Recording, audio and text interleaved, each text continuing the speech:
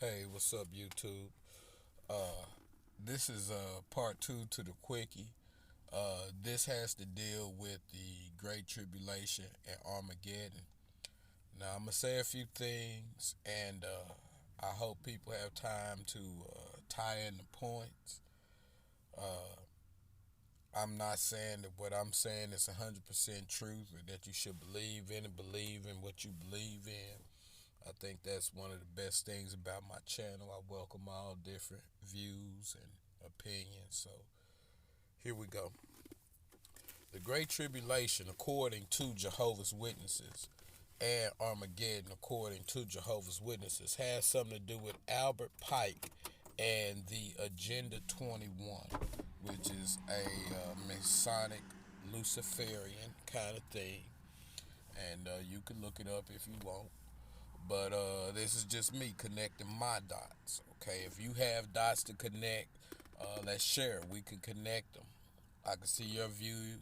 You see mine. We ain't gotta agree on each other's view, but let's just put some thought together. So this is the thing with the Great Tribulation. Everyone knew back in the 50s that there would come a day that the homosexuals would have their rights, and so the pedophiles. So I believe that the Great Tribulation were talked about for the whole years, even when Russell brought it up, was the fact that the government existing now would crash down on them before the pedophile rights movement happens. And so the Great Tribulation is the thing I consider the lawsuits going on right now against the Watchtower organization about pedophilia and stuff. That's their great tribulation. And that this gets cut short, because if it don't, it's going to leak over into their mother corporation, which is the International Bible Student Association. And they are still active today. A lot of people think that it was this group and then they changed their name to Jehovah's Witnesses. No, Jehovah Witnesses got with that group. See, Charles Russell got with that group.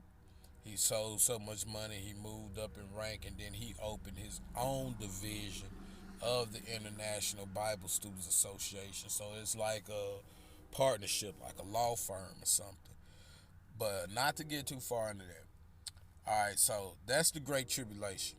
All these continuous lawsuits against Watchtower, to the point where they're hoping that the government step in and come on with these pedophile rights and all that, just like how they gave with the gay people. So therefore, when that happens, then they can say, "Oh, this was just a sin of the flesh. This is not, something dealing with Jehovah or something like that."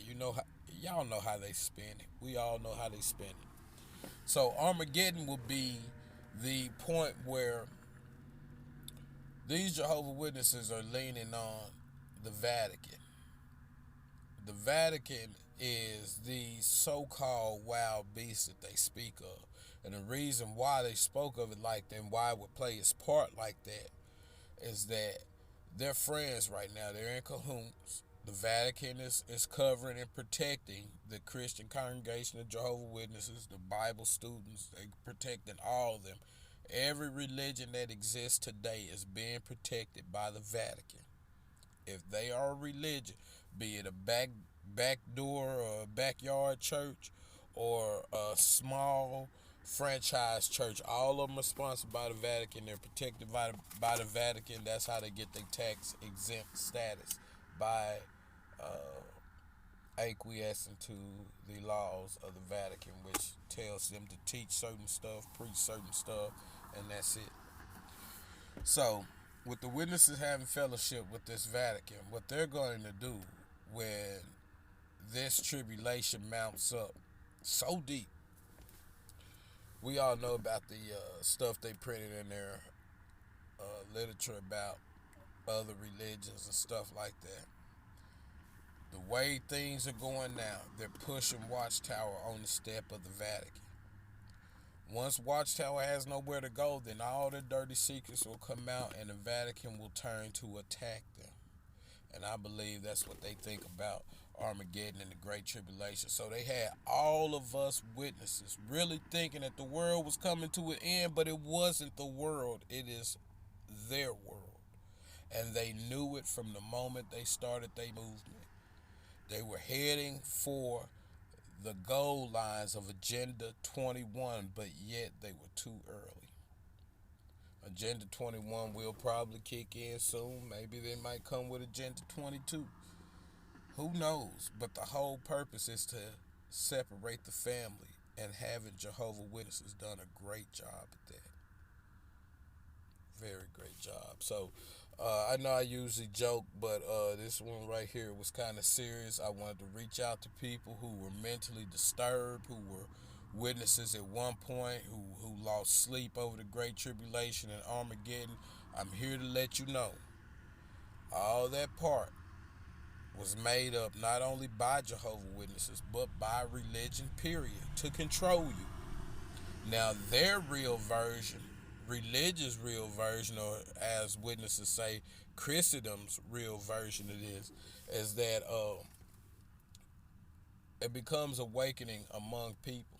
And the body coming from heaven, but someone coming from a high respected place among the people. And the thing that rocks the whole inhabitants, which we call the earth here, there in Revelation, is the fact that the knowledge being abundant to everybody, knowledge that we don't have to submit to government rule, that if we stood up against the government, then we would be successful, and it wouldn't be a warful kind of thing. It would be war. It would cause confusion amongst the government. So that's why you have religion the way it is. That's why you have people, the world coming to an end. It's a control mechanism to keep you from lifting your head up and taking control of your own life. So that's all about that. Now, to all the people who watch the videos, my videos, who like them, who share them, and who subscribe, thank you so much from the bottom of my heart. I appreciate it. And the meeting thing that you saw in the last video, that was a real thing. And like I said, I wrote a poem for it. I left my poem at the house. I had my girl send it to me. But it starts off like this. It's kind of like a thing with the night before Christmas. So it says, "'Twas the night before Thanksgiving, and all through the house, not one Jehovah Witness was preparing next day to go out. We all had our literature in the closet with care, except for that watchtower and awake we leave in the bathroom right there." Now, it goes on with some more stuff, and like I said, this was all real life experience, stuff that happened in the Arkansas congregation, Northeast Arkansas congregation. This was something that everybody did, elders and all that, and it kind of came to an end when this one particular circuit overseer came through and said, "Hey, you can't do that. No wonder you guys are making, 40, 60 hours a month when it comes down to the end of the year. Hey, winter meeting. Family come in and visit. You do not preach to them. You just leave your literature in the bathrooms. Read it, pick it up, look at it, or even ask a question. You count that time, but your time start when that first family member used that bathroom." And that was the winter meet. Yes, so if it was Thanksgiving, by that weekend, there were families, households, reporting 48 hours apiece. Yeah. Yeah, pioneer hours. And then if some family happened to come around Christmas, they would be more formal with it. They would try to place a magazine with their family and then be bold enough to tell the at the Kingdom Hall. "Oh yeah, we had family come by and they sat in and they thought it was Christmas, but we used that time to witness for Jehovah." And the congregation would applaud and everybody would look at it as normal. So winter meeting. Yeah, that thing. One of the craziest things that Jehovah Witnesses did to count time. Like I said, when I get the rest of that poem, like I've already written it, but there's so many changes I wanted to do to it. And like I said, I didn't want to make it all apostasy and all, where you be like, man, this guy got personal problems, family issues. I do. My family, the rest of them Jehovah Witnesses, that's my family problem. That's my family issue. They're Jehovah Witnesses. You can't tell them anything, and they're always right. So that's what it is. So yeah, I have family problems like everybody else. My family is normal. They really bought into it. They really think it's a religion, and they'll live by it and die by it. So I hope they make it through the Great Tribulation, and I hope they make it through their form of Armageddon. So to everybody who worried about it, this is the truth of it. You could take it and you could bend it. You can do whatever you want. Like I said, I don't read a lot. I don't quote a lot of things. So, but I have a way of finding out stuff. So this is something I found out. It was a direct call to some places, which I won't say right now. But, yeah, direct call to some places. And they let me know that, yeah, these people, all this stuff is made up. It's in their mind. It's an agreement with the Vatican. But, however, like we said, the Vatican is not fully aware of what they're up to. Just like the average person is not fully aware of what a Jehovah's Witness is up to. They say something, but then everything is always something else. So pretty soon, all this stuff is coming to light, and that's what they're calling the Great Tribulation. That's what they're telling people right now who's still in the Great Tribulation is happening now. It's soon, it's here, it's whoop the wah. All it is a trouble that they're getting into while they're running up to the front door. Once they get there to that front door and they got nowhere else to go, then all of them as a collective will run to the front door of the Vatican. And once they have absolutely nowhere to go, then that's when their religion will end. So that's the Great Tribulation and Armageddon in a nutshell, according to the organization that is known as Jehovah's Witnesses. So peace, y'all. Have a good night.